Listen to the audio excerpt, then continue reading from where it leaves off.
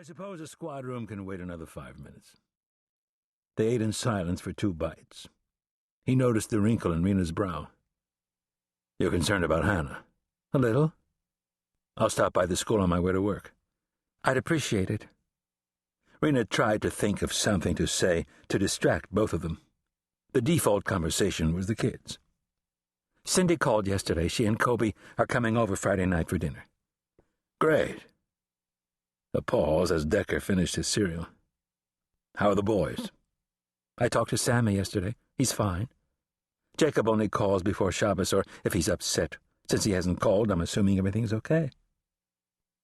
Decker nodded, although his mind was racing through emergency procedure.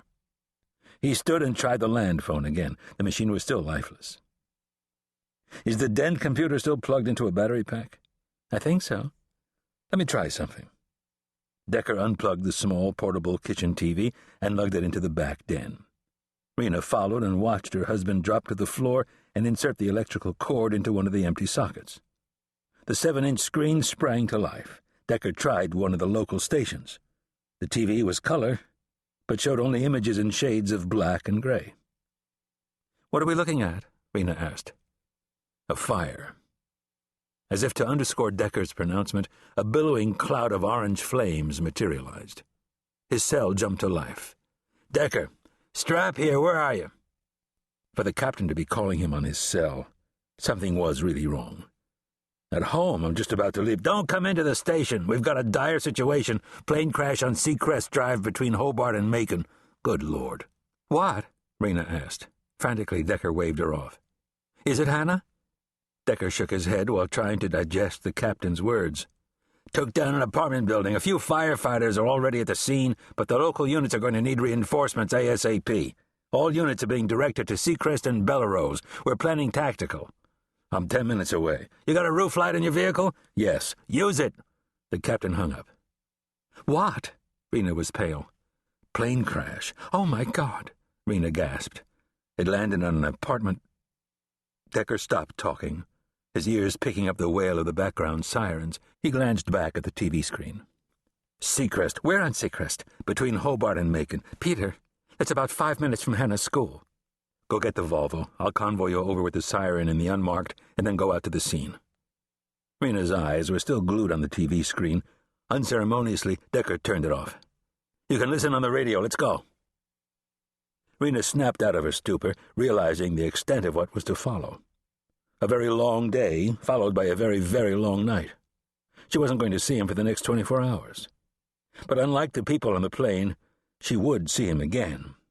Her heart started racing, her throat clogged up with emotions, but words escaped her. Once they were outside, she found her voice. Be careful, Peter.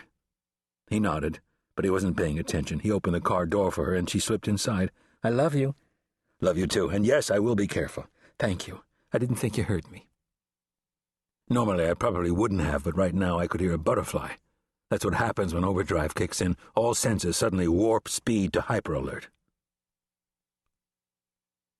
Like most private schools, Beth Jacob Hebrew Academy High School, grades 9 through 12, had recently flexed its flaccid muscles against its overindulged adolescent inhabitants.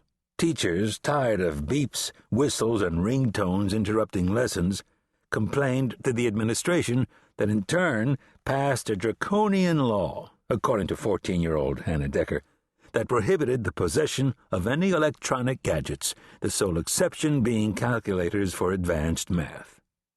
The ordinance had gone into effect 3 weeks prior, a case of poor timing because with the land phones out, the school was frantically trying to reach parents on the limited cell phones that it had.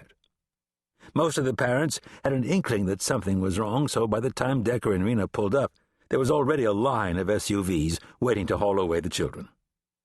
Decker got out of the unmarked and walked over to Rina's Volvo. His nostrils flared at the acrid smell of smoke, his eyes watering from floating ash.